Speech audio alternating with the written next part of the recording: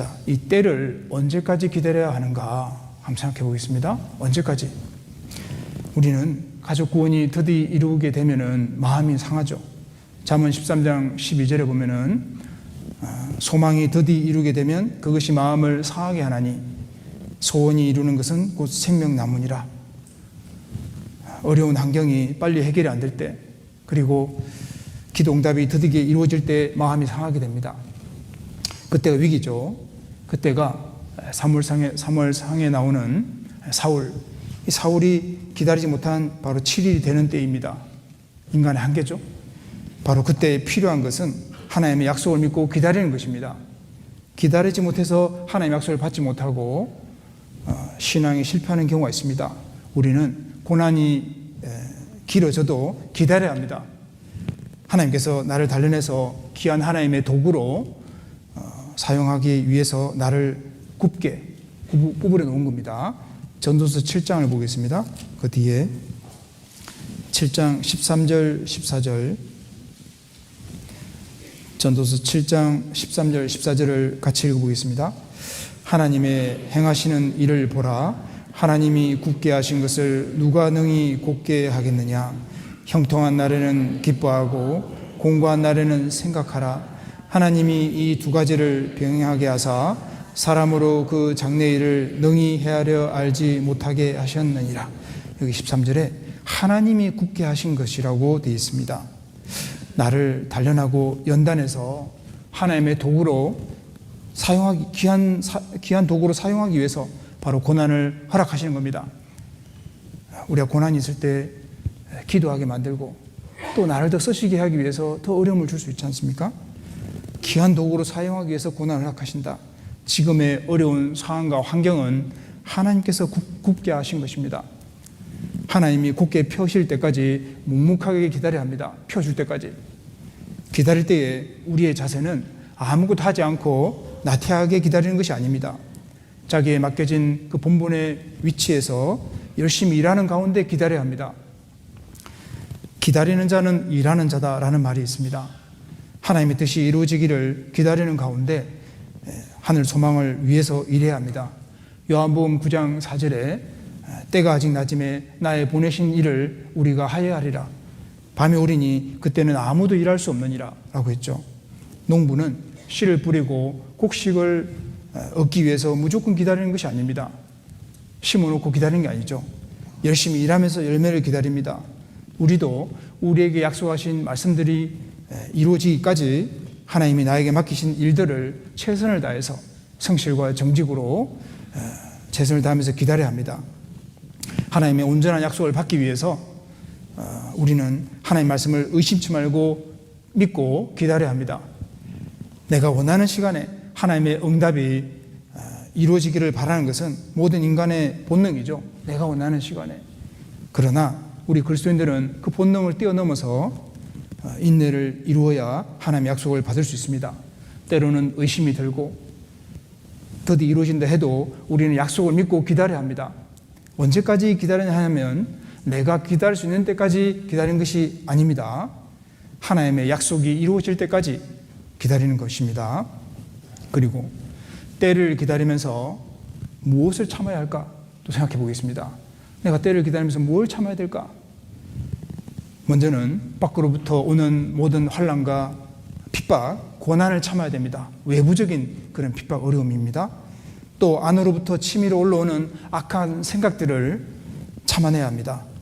야고보서 1장 19절 20절에 보면은 내 사랑하는 형제들아 너희가 알거니와 사람마다 듣기는 속히하고 말하기는 더디하고 성내기도 더디하라. 사람의 성내는 것이 하나님의 의를 이루지 못함이니라 라고 했습니다. 우리 베드로전서 2장을 가보겠습니다. 본문 잡으셨죠? 베드로전서 2장 19절 20절을 또 같이 읽어보겠습니다. 애매히 고난을 받아도 하나님을 생각함으로 슬픔을 참으면 이는 아름다우나 죄가 있어 매를 맞고 참으면 무슨 칭찬이 있으리요. 오직 선을 행함으로 고난을 받고 참으면 이는 하나님 앞에 아름다우니라. 여기 19절에도 하나님을 생각함으로 슬픔을 참으면 아름답다. 20절에도 선을 행함으로 고난받고 참으면 아름답다라고 했습니다. 참는 거. 이런 이야 많이 들으셨을 겁니다. 한 젊은이가 벼슬을 얻어서 이제 임무를 받아 근무하는 곳으로 떠나려 할 때에 그 전속 나온 친구가 말했습니다. 공직에서 일하려면 무엇이건 참아야 한다는 걸 잊지 말게. 젊은이가 알아듣겠다는 듯이 고개를 끄덕이자 친구가 다시 말했습니다. 무엇이건 참아야 하네. 그래 알고 있어. 얼마 있다가 친구는 또 말했습니다. 몇 번이라도 참아야 한다는 것을 잊어서는 안 되네. 자, 이때까지만 해도 잘 알고 있다고 대답한 젊은이는 친구로부터 3번째나 똑같은 말을 듣고는 벌컥 화를 냈습니다. 자네가 날 놀리고 있는 건가? 도대체 참으라는 말을 몇 번이나 하는 건가? 그러자 친구는 어두운 얼굴이 되어서 말했습니다. 보게나 인내의 어려움을 이제야 알았을 것에 기껏 3번 말했을 뿐인데 자네는 참지 못하고 화를 내고 말하지 않은가? 잠언 21장 5절에 보면은 부지런한 자의 경영은 풍부함에 이를 것이나 조급한 자는 궁핍함에 이를 따름이니라. 조급한 자는 궁핍함에 이를 따름이니라. 조급한 자는 영적으로도 궁핍해집니다. 조급해지면 쓰레기를 낳는다 이런 말도 있습니다. 조급하면 안 됩니다. 궁핍해집니다. 이 때의 교훈을 좀 살펴보겠습니다. 때가 주는 교훈. 하나님은 정하신 때까지, 정하신 기한까지 침묵하시는데 다 이유가 있습니다. 하나님이 정한 기한까지 조용히 그 침묵하는 데는 다 이유가 있다. 우리 출애굽기 15장 가보겠습니다. 출애굽기 15장 22절입니다. 22절, 23절. 모세가 홍해에서 이스라엘을 인도하며 그들이 나와서 수르 광야로 들어가서 그 다음 23절까지 읽어보겠습니다.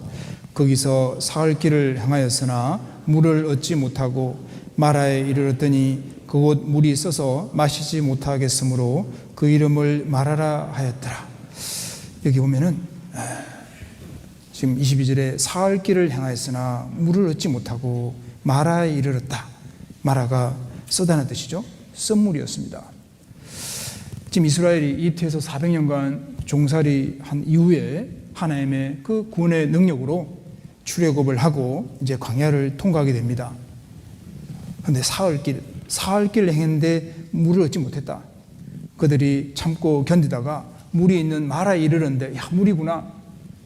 근데 그들의 기대와 달리 써서 마시지 못하는 물이었죠. 지금 목이 말라 죽겠는데 하나님 썸물을 준비해놨잖아요.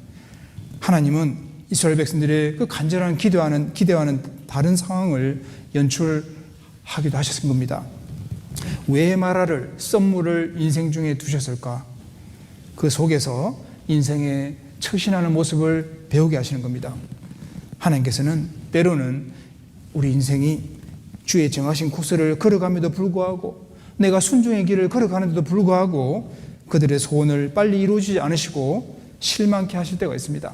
실망이 올라오죠. 그리스도인들은 어떤 상황에 부닥치더라도 상황이 자기가 원하는 방향대로 되지 않더라도 인생의 길을 잡고 계신 분이 있기 때문에 실망치 말고 기다려야 될 것을 말씀해 주고 있습니다.